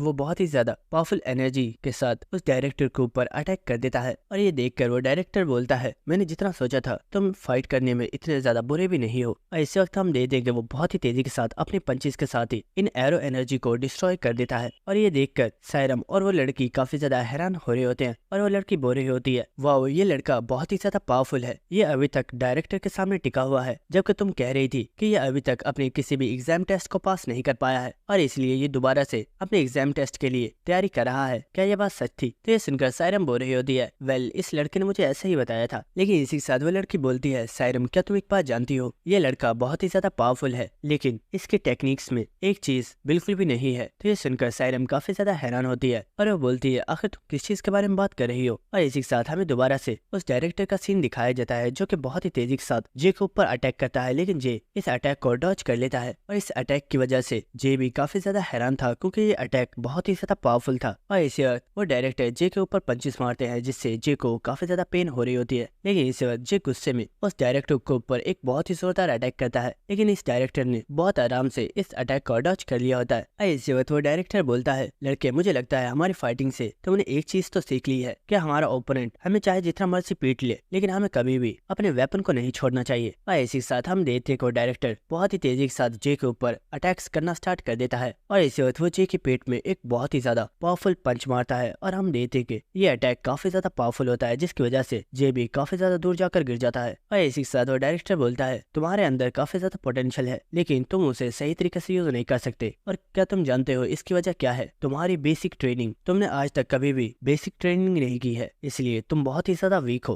और इसी के साथ हम देखते कि उस लड़की ने भी सायरम को यही चीज बोली होती है और ये बात सुनकर सायरम काफी ज्यादा हैरान हो रही होती है और वो सोच रही होती है, जे ने मुझे बताया था कि उसने कभी भी ट्रेनिंग नहीं की है और वो मॉन्स्टर से फाइट करता हुआ ही इतना ज्यादा पावरफुल बना है, और उस वक्त मुझे लग रहा था कि ये सब कुछ झूठ है, लेकिन जे ने मुझसे बिल्कुल सच बोला था। इसके बाद हम डायरेक्टर को देखते हैं जो कि वहां से चलता हुआ जा रहा होता है और वो बोल रहा होता है, मैं आज से पहले तुम्हारे जैसे कई लोगों से मिल चुका हूँ जो स्टार्टिंग में तो बहुत ही ज्यादा स्ट्रगल करते हैं लेकिन बाद में जाकर वो लोग गिव अप कर देते हैं। इसलिए तुम्हारे लिए भी यही अच्छा होगा कि तुम अभी से गिव अप कर दो, क्योंकि तुम कभी भी एक स्ट्रॉन्ग हंटर नहीं बन पाओगे। लेकिन अगर फिर भी तुम एक हंटर बनना चाहते हो तो तुम्हारा टेस्ट कंप्लीट हो चुका है, तुम्हें कुछ देर बाद अपनी रिपोर्ट मिल जाएगी। लेकिन इसी वक्त हम देखते हैं कि जे खड़ा हो चुका होता है और वो बोलता है, सीरियसली मैं ये समझ नहीं पा रहा हूँ कि आखिर तुम मेरे ऊपर किस चीज का गुस्सा उतार रहे थे, लेकिन शायद इसका रीजन ये है कि तुम्हें लेजी पीपल्स पसंद नहीं है। और इसी के साथ हम डायरेक्टर को देखते हैं जो कि इस वक्त काफी ज्यादा हैरान होता है और वो सोच रहा होता है, मैंने इस लास्ट अटैक अपनी काफी ज्यादा स्ट्रेंथ का यूज किया था, मुझे लगा था कि ये लड़का नॉकआउट हो गया है लेकिन ये अब भी कॉन्शियसनेस है और ये क्या फिर से मुझसे फाइट करना चाहता है। और इसी वक्त जे बोलता है, मुझे नहीं लगता कि मेरा ये टेस्ट कंप्लीट हो चुका है क्योंकि अभी तक मैंने तो अपने फुल पोटेंशियल को शो ही नहीं किया है। और इसी के साथ वो कंप्यूटर वाली लड़की सायरम से बोलती है, सायरम मुझे समझ नहीं आ रही आखिर ये लड़का दोबारा से फाइट क्यों करना चाहता है, हमें वो सारा डाटा मिल चुका है जिससे हम इसकी स्टैट्स का पता कर सकते हैं, इसे और ज्यादा फाइट करने की जरूरत नहीं है वरना डायरेक्टर के साथ फाइट में ये अपने आप को बहुत ही ज्यादा इंजर्ड कर लेगा। तो सायरम माइक पर जे से बोलती है, जे तुम्हें और ज्यादा फाइट करने की जरूरत नहीं है, हमें तुम्हारी मुकम्मल रिपोर्ट मिल चुकी है, अब तुम अपने मैच को यहीं पर रोक सकते हो। और इसी के साथ वो डायरेक्टर जे से बोलता है, लड़के क्या तुम दोबारा से इसे कंटिन्यू करना चाहते हो, क्योंकि मुझे नहीं लगता कि इसमें कुछ भी चेंज होने वाला है और तुम दोबारा से मेरे हाथों से बहुत बुरे तरीके से पिटने वाले हो। लेकिन इसी के साथ हम जे को देखते हैं जिसकी बॉडी के अंदर से बहुत ही ज्यादा पावरफुल ऑरा रिलीज हो रहा होता है और वो बोल रहा होता है, सच बताऊं तो मेरे दिमाग में सिर्फ इस वक्त एक ही चीज चल रही है और वो ये है कि मैं तुम्हें बहुत ही बुरे तरीके से पीटना चाहता हूँ। और इसी के साथ जे हमें बताता है, जब मैं बहुत ही ज्यादा छोटा था तो मैंने अपने स्पेयर के साथ अकेले ही अपनी ट्रेनिंग को स्टार्ट कर दिया था और क्योंकि मैं काफी ज्यादा टैलेंटेड था इसलिए मैंने स्पेयर को बहुत ही अच्छे तरीके से यूज करना सीख लिया और उस वक्त मैं खुद को स्ट्रॉन्ग बनाना चाहता था, इसलिए मैंने मॉन्स्टर से फाइट करके खुद को स्ट्रॉन्ग बनाना स्टार्ट कर दिया। लेकिन सच बताऊं तो आज तक मुझे कभी भी कोई भी ऐसा ओपोनेंट नहीं मिला था जो कि मुझे बराबरी की टक्कर दे सके, लेकिन आज इस पर्सन को देखने के बाद लग रहा है कि ये पर्सन बहुत ही ज्यादा पावरफुल है और मैं इससे नहीं जीत सकता और इसलिए अब सिर्फ मैं इसे हराना चाहता हूँ। और इसी के साथ हम देखते हैं कि सेल्फ को जे के ऊपर काफी ज्यादा गुस्सा आ रहा होता है और वो बोल रहा होता है, मैं तुम्हें इतने बुरे तरीके से पीटूंगा कि तुम्हारे अंदर जो हंटर बनने की विल पावर मौजूद है वो भी खत्म हो जाएगी। तो ये सुनकर जे भी स्माइल करना स्टार्ट कर देता है और वो सोच रहा होता है, अगर मैं इस पर्सन से फाइट करता हूँ तो मैं इसे ऐसे नहीं हरा सकता और अब सिर्फ एक ही चीज बाकी है और वो है मेरे फादर की टेक्निक्स। और इसी के साथ हम देखते हैं कि जे अपने फादर की स्टैंड में आ जाता है और ये देखकर सायरम काफी ज्यादा हैरान हो जाती है और वो सोच रही होती है, जे ने इस बार अपने स्टैंड को मुकम्मल तौर पर चेंज कर दिया है, लेकिन क्या वो सच में मेरे अंकल से जीत पाएगा। और इसी वक्त हम देखते हैं कि जे एक लंबी सी सांस लेता है और इसी के साथ वो बहुत ही तेजी से उस डायरेक्टर के ऊपर अटैक करने के लिए बढ़ जाता है और इसी वक्त वो अपने वेपन को बहुत ही तेजी के साथ मूव करता है और हम देखते हैं कि उसने डायरेक्टर के चेहरे के ऊपर एक कट लगा दिया होता है और ये देखकर वो कंप्यूटर वाली लड़की भी काफी ज्यादा हैरान हो गई होती है। और इसी के साथ हम जे को देखते हैं जो कि बहुत ही तेजी के साथ उस डायरेक्टर के ऊपर अटैक्स कर रहा होता है, लेकिन हम देखते हैं कि वो एल्फ इन तमाम अटैक्स को ही बहुत ही तेजी के साथ डॉच कर रहा होता है। और इसी के साथ हम सायरम को देखते हैं जो कि सोच रही होती है, जे की मूवमेंट पहले से थोड़ी डिफरेंट लग रही है, लेकिन इससे क्या ही फर्क पड़ने वाला है क्योंकि अंकल बहुत ही ज्यादा स्ट्रॉन्ग है और जे उन्हें नहीं हरा सकता। लेकिन इसी के साथ वो कंप्यूटर वाली लड़की बोलती है, सायरम क्या तुमने नोटिस किया इस लड़के जे की स्ट्रेंथ अचानक से बहुत ही ज्यादा इंक्रीज हो गई है, मुझे नहीं पता कि इसे ये टेक्निक्स किसने सिखाई हैं, लेकिन इसकी तमाम मूवमेंट्स बहुत ही ज्यादा प्रोफेशनल लेवल की हैं और ऐसा लग रहा है कि यहाँ पर एक न्यू भी नहीं बल्कि एक प्रोफेशनल फाइटर हमारे डायरेक्टर के साथ फाइट कर रहा है। और इसी के साथ उस डायरेक्टर के साथ फाइट करते हुए जे सोच रहा होता है, मुझे अपने फादर का फाइटिंग स्टाइल बहुत ही ज्यादा पसंद था और इसीलिए जब भी वो ट्रेनिंग किया करते थे तो मैं चुप करके उनकी टेक्निक्स को कॉपी किया करता था और मैंने उनकी इन तमाम टेक्निक्स को ही याद कर लिया था। ऐसे वक्त हम देख देंगे जे उस डायरेक्टर के ऊपर अटैक करता है, लेकिन उसने अपने हाथ से ही इस अटैक को ब्लॉक कर लिया होता है और इसी वक्त वो जे को बहुत ही जोर से पंचेस मारता है, लेकिन जे अपने वेपन के साथ डायरेक्टर को पीछे कर देता है, लेकिन डायरेक्टर बहुत ही तेजी के साथ आगे बढ़ता है और वह जे के फेस पर एक बहुत ही जोरदार पंच मारता है, लेकिन हमें दिखाया जाता है कि जे ने बहुत ही आसानी से इस अटैक को डॉच कर लिया होता है और इसी वक्त वो अपने वेपन को मूव करके एक बहुत ही जोरदार अटैक करता है, लेकिन डायरेक्टर बहुत ही तेजी के साथ जंप करके इस अटैक को डॉच कर लेता है और इसी के साथ वो सोच रहा होता है, इस लड़के का ये अटैक बहुत ही ज्यादा सरप्राइजिंग था, अगर मैंने इसे टाइम पर डॉच नहीं किया होता तो मुझे बहुत ही ज्यादा डैमेज पहुंचता, शायद मैंने इस लड़के को कुछ ज्यादा ही अंडर एस्टिमेट कर दिया, मुझे इससे जल्दी ही ही फिनिश करना होगा। और इसी वक्त हम देखते कि वो डायरेक्टर जे के ऊपर एक बहुत ही ज्यादा पावरफुल अटैक करने के लिए आ रहा होता है और इसी के साथ जे भी उस डायरेक्टर के ऊपर अपना फाइनल अटैक कर देता है। और इस अटैक को देखकर सायरम और वो कंप्यूटर वाली लड़की वो दोनों ही काफी ज्यादा हैरान हो गए होते हैं और हमें दिखाया जाता है कि इस अटैक की वजह से यहाँ पर काफी ज्यादा धुआं हो गया होता है। और जब ये धुआं खत्म हो जाता है तो हम देखते हैं कि डायरेक्टर बिल्कुल सही सलामत खड़ा होता है और वो बोल रहा होता है, लड़के तुम्हारी टेक्निक्स काफी ज्यादा अच्छी हैं, लेकिन तुम्हारा फाइनल अटैक वो इनकम्प्लीट था। आखिर तुमने मेरे ऊपर सही तरीके से अटैक क्यों नहीं किया? अगर तुम चाहते तो तुम मुझे यहाँ पर हरा सकते थे। तो यह बात सुनकर जे हंसना स्टार्ट कर देता है और वो बोल रहा होता है, ऐसी बात नहीं है, असल में प्रॉब्लम ये थी मुझे जितनी मूवमेंट्स याद थी मैंने उन सभी को ही यूज कर दिया है और वो फाइनल अटैक जो मुझे यहाँ पर यूज करना था मैं उसे भूल गया हूँ। तो ये बात सुनकर वो डायरेक्टर काफी ज्यादा हैरान हो गया होता है और इसी के साथ वो सोच रहा होता है, ये लड़का सच में बहुत ही ज्यादा इंटरेस्टिंग है, इतनी ज्यादा मार खाने के बाद भी ये स्माइल कर रहा है। और इसी के साथ हम देखते कि जे यहाँ पर बेहोश हो चुका होता है और इसी के साथ सायरम भी भागती हुई यहाँ पर आ गई होती है। लेकिन इसी वक्त वो देखती है कि उसके अंकल अपनी पावर को जे के ऊपर यूज कर रहे हैं और हम देखते हैं कि वो डायरेक्टर अपनी पावर के साथ जे को मुकम्मल तौर पर हील कर देता है। जिसके बाद डायरेक्टर वहाँ से जा रहा होता है और वो बुरा होता है, सायरम इसे कोई भी इनर इंजरी नहीं आई है और इसकी बॉडी के ऊपर जो अपर इंजरीज थी उन सभी को मैंने हील कर दिया है, इसलिए अब तुम्हें फिक्र करने की जरूरत नहीं है। लेकिन जाते वक्त वो डायरेक्टर बोलता है, अच्छा सायरम इस लड़के का नाम क्या है? तो सायरम बोलती है, इसका नाम जे सियोंग है। और ये नाम सुनकर वो डायरेक्टर काफी ज्यादा हैरान हो गया होता है और वो सोच रहा होता है, वाओ मैंने एक्सपेक्ट नहीं किया था कि यो सियोंग तुम्हारे बेटे से मेरी मुलाकात यहाँ पर होगी। जिसके बाद हमें नेक्स्ट सीन दिखाया जाता है जहाँ पर जैक अब उस बिल्डिंग में से बाहर आ चुका होता है और इसी वक्त कोई पर्सन उससे बोलता है, अगर तुम्हें लेट आना था तुम पहले बता सकते थे, मैं कितनी देर से तुम्हारा वेट कर रहा हूँ। और हमें दिखाया जाता है कि सामने ही लग्जरी गाड़ी में एक काफी पावरफुल बॉडी बिल्डर बैठा हुआ होता है। तो जैक उससे बोलता है, बस बिल्डिंग के अंदर थोड़ा सा जरूरी काम था, मैं उसे ही फिनिश कर रहा था। तो ये सुनकर वो बॉडी बिल्डर बोल रहा होता है, आखिर ऐसा क्या काम आ गया जो तुम्हें इतनी ज्यादा देर हो गई? कहीं ऐसा तो नहीं कि तुम अंदर किसी पर्सन को बुली कर रहे थे?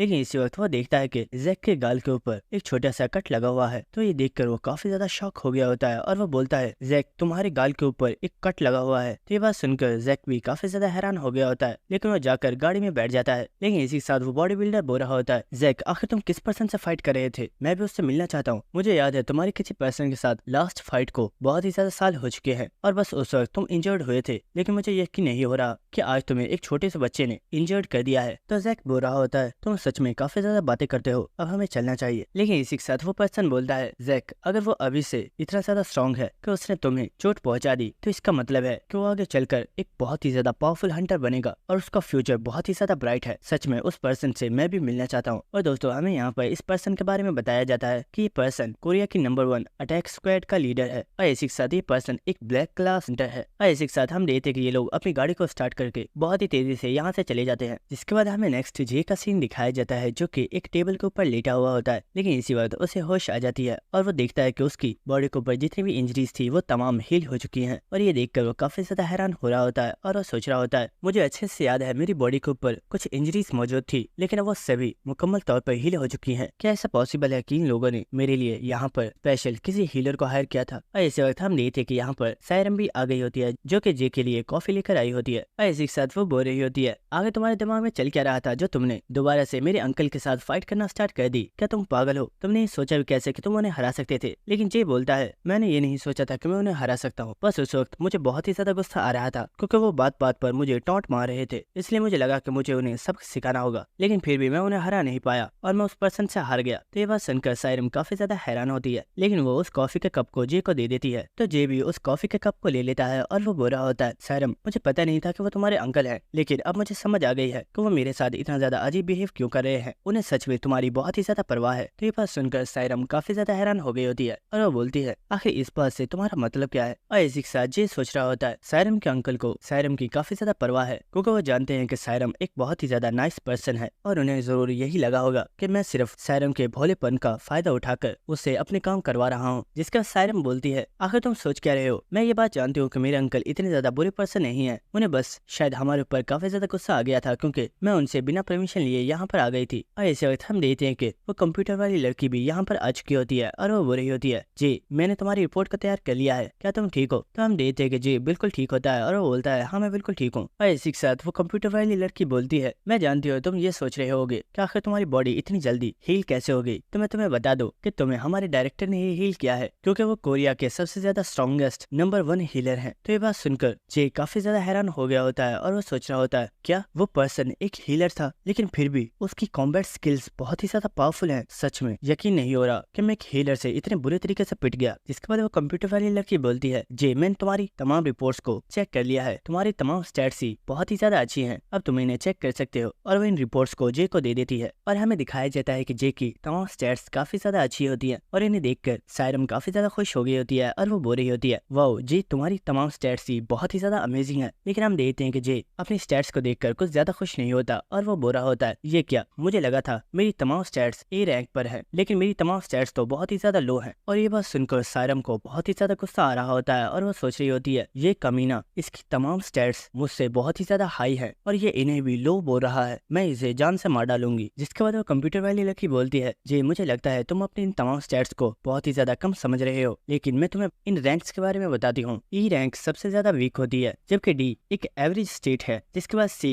को एक्सीलेंट माना जाता है, जिसके बाद सबसे ज्यादा हाई बी होती है और जिस पर्सन की स्टैट्स बी होती है उसे एक नॉर्मल सुपर ह्यूमन माना जाता है। और अगर देखा जाए तो तुम्हारी तमाम स्टैट्स बहुत ही ज्यादा अच्छी हैं और तुम्हारी बॉडी के हिसाब से तुम्हारी स्टैट्स का कॉम्बिनेशन बहुत ही ज्यादा अच्छा है और अगर तुम अपनी स्किल्स के ऊपर थोड़ी और प्रैक्टिस करते हो तो तुम बहुत ही आसानी से अपने तमाम स्टैट्स को इंक्रीज कर सकते हो। और इसी साथ हम सायरम को देखते हैं जो कि जे को देखते हुए सोच रही होती है जे की तमाम स्टैट्स बहुत ही ज्यादा अच्छी हैं और इसने अपनी बॉडी की स्ट्रेंथ को बहुत ही ज्यादा बैलेंस किया हुआ है और ये अगर अपने आप को और भी ज्यादा ट्रेन करता है तो ये फ्यूचर में बहुत ही ज्यादा स्ट्रॉन्ग बन सकता है। लेकिन इसी के साथ वो कंप्यूटर वाली लड़की जे से बोलती है जे क्या मैं तुम्हें एक बहुत ही ज्यादा इंटरेस्टिंग चीज बताऊं, हमारे डायरेक्टर उनकी जितनी भी स्टैट्स हैं उनमें से कोई भी स्टैट ए से अबव नहीं है। तो ये बात सुनकर जे काफी ज्यादा शॉक हो गया होता है और इसी के साथ वो लड़की बता रही होती है ज्यादातर हंटर्स को ये लगता है कि अगर उनके स्टैट्स वीक हैं तो वो कभी भी खुद को स्ट्रॉन्ग नहीं बना सकते, लेकिन ऐसा सच नहीं है। अगर तुम्हारे अंदर पोटेंशियल है और तुम्हारे अंदर अपने गोल को हासिल करने की डिटर्मिनेशन है तो तुम हार्डवर्क करके अपने आप को बहुत ही ज्यादा स्ट्रॉन्ग बना सकते हो। और कुछ ऐसे लोग भी हैं जिनके बारे में मैं जानती हूँ जिन्होंने इस वक्त खुद को बहुत ही ज्यादा स्ट्रॉन्ग बना लिया है। और इसी के साथ हम देखते हैं कि वो सायरम को आंख मार रही होती है क्योंकि वो यहाँ पर सायरम के बारे में ही बात कर रही है और इस लड़की की बात सुनकर सायरम भी काफी ज्यादा खुश हो रही होती है। जिसके बाद ये बोलता है तुमने मुझे बहुत ही ज्यादा मोटिवेट किया है और मुझे लगता है कि मुझे भी अपनी स्किल्स के ऊपर और भी ज्यादा काम करना चाहिए। वेल तुम्हें एक बात बता दूं कि कोई एक ऐसा पर्सन है जिसके बारे में मैं जानता हूँ और वो पर्सन तुम्हारे डायरेक्टर से भी बहुत ही ज्यादा पावरफुल है। तो वह सुनकर वो लड़की काफी ज्यादा हैरान हो रही होती है और जी यहाँ पर किसी और के बारे में नहीं बल्कि अपने फादर के बारे में सोच रहा होता है क्योंकि उसके फादर वर्ल्ड के सबसे ज्यादा स्ट्रॉन्गेस्ट हंटर हैं। जिसके बाद सायरम बोलती है जी मुझे लगता है अब हमें यहाँ से चलना चाहिए। लेकिन वो कंप्यूटर वाली लड़की बोलती है सायरम क्या तुम जे को ऐसे ही लेकर जाने वाली हो, मुझे लगता है तुम्हें उसे एक बार प्रोडक्शन डिपार्टमेंट का भी विजिट करवाना चाहिए। तो ये सुनकर जे तो काफी ज्यादा हैरान होता है, लेकिन सायरम बोलती है मैं ऐसा नहीं कर सकती, तुम जानती तो हो अंकल मुझ पर कितना ज्यादा गुस्सा कर रहे थे और अगर मैं जे को प्रोडक्शन डिपार्टमेंट में ले गई तो वो मेरे ऊपर और भी ज्यादा गुस्सा करेंगे। लेकिन ये सुनकर वो लड़की हंसना स्टार्ट कर देती है और वो बोलती है सायरम तुम्हारे अंकल ने पहले ही इस चीज की परमिशन दे दी है और उन्होंने बोला है अगर जे चाहे तो वहाँ से अपने लिए कोई पावरफुल वेपन भी चूज कर सकता है और वो उसके लिए बिल्कुल फ्री है। तो ये बात सुनकर सायरम काफी ज्यादा शॉक हो गई होती है और वो बोलती है व्हाट, क्या सच में ऐसा अंकल ने बोला था। इसी के साथ हमें प्रीवियस सीन दिखाया जाता है जहाँ पर सायरम का अंकल बोल रहा होता है जे का ख्याल रखना और जब वो यहाँ से जाए तो उसे प्रोडक्शन डिपार्टमेंट का भी विजिट जरूर करवाना और अगर उसे वहाँ से कोई भी वेपन पसंद आता है तो वो वेपन उसे दे देना क्योंकि वो यहाँ पर मेरा गेस्ट है। और ये बात वो कंप्यूटर वाली लड़की सायरम को बता रही होती है और ये बात सुनकर सायरम तो काफी ज्यादा हैरान हो रही होती है क्योंकि उसे यकीन नहीं हो रहा होता कि उसके अंकल ने ऐसा बोला है। जिसके बाद ये बोलता है सायरम वैसे मुझे तुमसे ये पूछना था क्या मुझे सच में किसी वेपन की जरूरत है, तुम्हें नहीं लगता कि मैं बिना वेपन के भी ठीक हूँ। ये बात सुनकर सायरम काफी ज्यादा हैरान होती है और वो बोलती है आखिर ये तुम क्या कह रहे हो, एक हंटर के पास अपना स्पेशल वेपन होना ही चाहिए क्योंकि अगर तुम्हारे पास चाहे जितनी मर्जी स्ट्रेंथ क्यों नहीं है, अगर तुम्हारे पास एक स्पेशल वेपन होता है तो वह वेपन तुम्हारी स्ट्रेंथ को बहुत ही ज्यादा इंक्रीज कर देता है और तुम्हें भी एक स्पेशल वेपन की जरूरत है। ये बात सुनकर जी बोल रहा होता है वेल ठीक है, अगर वो वेपन फ्री है तो मुझे भी इसमें कोई भी दिक्कत नहीं है। तो ये बात सुनकर सायरम और वो लड़की दोनों ही काफी ज्यादा हैरान होते हैं। जिसके बाद हमें नेक्स्ट इस बिल्डिंग में एक बेसमेंट का सीन दिखाया जाता है जहाँ पर जे और सायरम मौजूद होते हैं और सायरम यहाँ पर एक दरवाजे को अनलॉक कर रही होती है और इसी के साथ जे सायरम से बोल रहा होता है सायरम अगर मैं वॉरियर हाई स्कूल में एडमिशन ले लेता हूँ तो तुम्हें नहीं लगता कि मेरे एक्सपेंसेस बहुत ही ज्यादा इंक्रीज हो जाएंगे क्योंकि उस वॉरियर हाई स्कूल की फीस भी बहुत ही ज्यादा हाई है और तुम जानती हो कि मैं सिर्फ एक स्मगलर हूँ, क्या तुम्हें लगता है कि मैं तुम्हारी कोई हेल्प कर पाऊंगा। तो सायरम बोल रही होती है तुम्हें किसी भी चीज की फिक्र करने की कोई भी जरूरत नहीं है और तुम्हारे ऊपर अब से जितना भी खर्चा होने वाला है वो सब कुछ मैं ही करूंगी, इसलिए तुम बस अपने इंट्रेंस एग्जाम के लिए अपनी ट्रेनिंग पर ध्यान दो। तो ये बात सुनकर जे बहुत ही ज्यादा खुश हो रहा होता है और वो उसे बहुत ही ज्यादा चमकती हुई आंखों से देख रहा होता है। और ये देखकर सायरम को बहुत ही ज्यादा गुस्सा आ रहा होता है और वो बोल रही होती है, अगर इतना कुछ करने के बाद भी तुम अपने इंट्रेंस एग्जाम में फेल हो गए तो मैं तुम्हें छोड़ूंगी नहीं। वाले हम देखते वो लोग इस गेट को ओपन करके इस जगह में अंदर आ जाते हैं, लेकिन इस जगह को देखकर जे काफी ज्यादा हैरान हो गया होता है, क्योंकि वो देखता है कि जिस एरिया में वो एंटर हुए हैं ये असलियत में एक डंजन है जिसे पहले बॉइलिंग अवाइस के नाम से जाना जाता था।